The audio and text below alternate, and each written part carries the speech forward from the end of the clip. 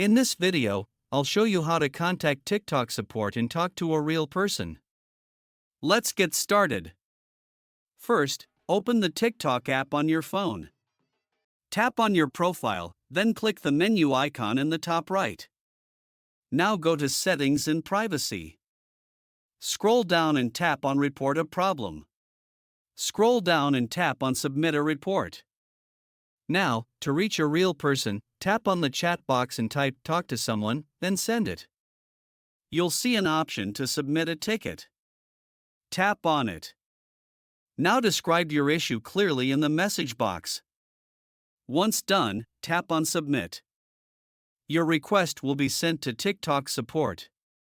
You'll receive a reply in your inbox once an agent responds. You can also track your ticket status by clicking View Details. And that's it.